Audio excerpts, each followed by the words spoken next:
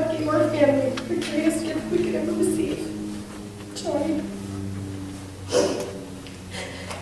Some would say she was born disabled, but if you ask anyone who knew her, they will tell you she was born with a gift and was the greatest blessing our family had ever received. She taught everyone that crossed her path love and understanding. She eased away pain and sorrow, and she brought happiness and smiles to everyone. Joni is a daughter, a granddaughter, a sister, a cousin, a friend, and the greatest secret keeper ever. She was the sweetest, kindest, and most loving person I have ever known. It didn't matter how bad your day was. Just seeing her or being near Joni would soothe your stress away. She always had a smile and a kiss and what was ready for you. I haven't met a single person that could ever resist Joni's kisses or her bubbles. I call her my little secret keeper because she would always listen to me. It never mattered what I had to say. I could be telling her my secret dreams and wishes, or confessing something really stupid that I'd done. There was never any judgment or disapproval in her eyes, only always an overwhelmingly unconditional love. I remember how I used to lie next to Joni on my dad's floor in the living room. We would talk. I would tell her everything. It didn't matter if I was happy or sad or confused. Often, I would imagine she was talking back to me and telling me everything will be okay, everything was going to work out. She comforted me more than anyone could ever know. When I would share my secret desires and dreams with her, I would imagine Joni sharing hers with me. I always imagined that her dream was that someday she would be able to walk to her family and no longer have to carry the burden of her diagnosis. She would run to us with open arms and tell everyone how much she loved and appreciated them. Joni was a blessing to our family. She was our glue. She was our pivot. Most of all, she was and still is the center and heart of our family. When I was young, I was so scared to be around her. I was afraid of breaking someone so special and amazing. She seemed so fragile to me. However, as the years passed, I came to realize that she was the strongest person I knew. She lived a life filled with pain and illness and surgeries, but much love. Although none of this ever stopped her from being the most amazing person she was. Even in the hospital after her surgery, Joni had kisses and a smile to share. Joni taught me patience and understanding. She taught me to be strong, and she taught me that no matter what obstacles come my way in life, they can be overcome. She helped me to recognize that her diagnosis did not define her. Instead, she broke the boundaries of that diagnosis and defined it. She proved the doctors wrong so many times because she knew it was not her time to go home. She had much to accomplish before she could go home. She had more strength in her heart than many people I know today. She was not going to give up easily. She fought for her life and to be a part of the lives of the ones who loved her. Her strength gave us 24 more precious years than her doctors thought we would have.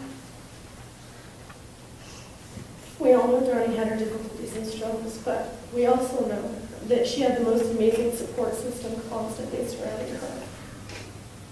Aunt Tina, Nana, Uncle John, and Papa, Faith, and Tanner, you gave her the most amazing life she could ever ask for. You didn't treat her diagnosis. Instead, you treated Joni. You showed her some of the world. You treated her like any other person. And you showered her with so much love she could never have a moment's thought of being different. Joni is home with our father now, and now she can do everything she wasn't able to do here. Sometimes when I close my eyes, I can imagine my great and Joni running through the sand laughing together, reunited in heaven. Other times I see her sitting on my granny's knee telling stories. I pray they're not my stories. I know they're not. We had a pact. She wouldn't say anything. Although I'm sure I will get an earful when I see her again. But that's okay, because it'll be a gift to hear her voice. I know that I am grieving this world with you. A little bit of our sunshine has been taken away. Each day, it will begin to get a little easier over time. And I will laugh again because I know Joni is looking down on me. And she wants to see smiles, not tears. She wants to hear laughter, not sadness. For Joni, I will forever look up to the sky with a smile and remember her life with overwhelmingly unconditional love. I will endeavor to go through my life showing everyone I meet the same compassion, understanding, and love that Joni showed all of us.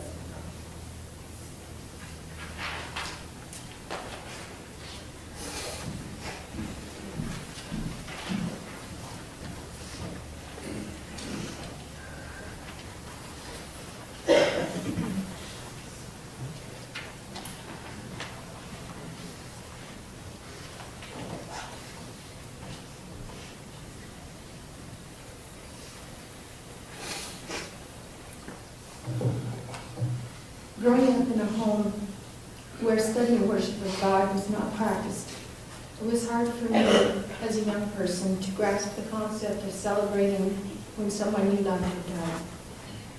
Yet here we are today to celebrate the life of Joni, who in her life taught all of us many valuable lessons. Some would pity Joni and lament on how sad it was for her to be locked up in that poor body of hers.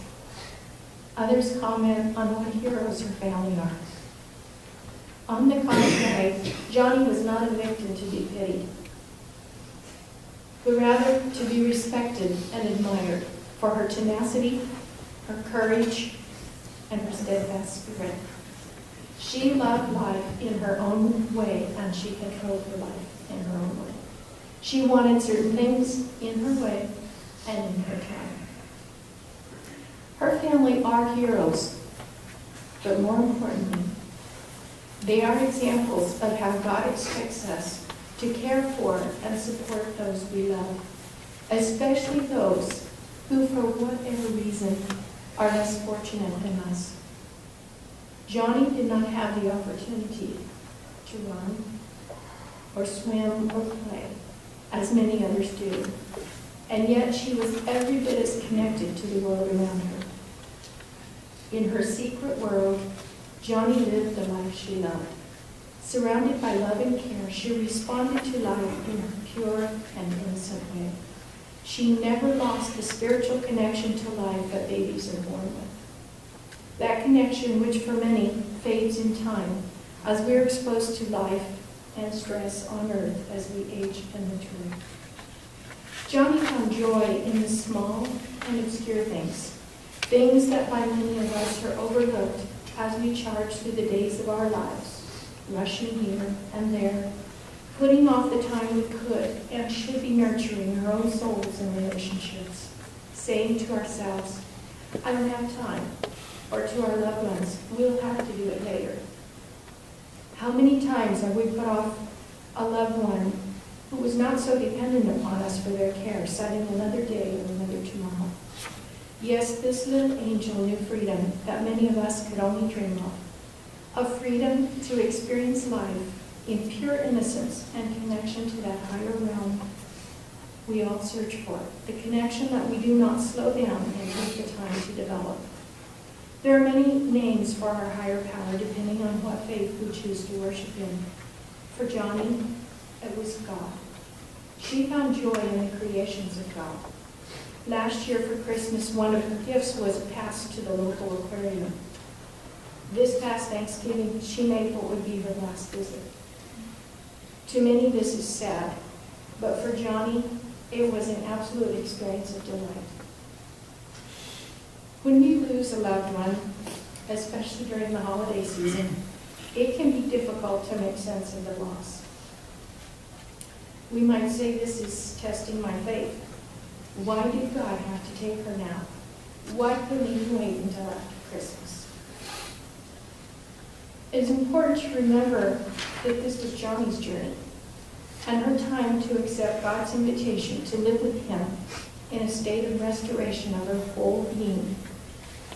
It was her time to go to be with others who had gone before her and to wait for those yet to come. Joni was a very smart young lady. She knew instinctively that once she was gone, the ones she left behind would be okay, that they would miss her terribly, but that they really would be okay. With this knowledge, she took her journey. The Bible tells us in the 23rd Psalm that we walk through the valley of the shadow of death. It does not say that we walk over it or under it or around it, but through it. The pain that many here today feel is our earthly loss.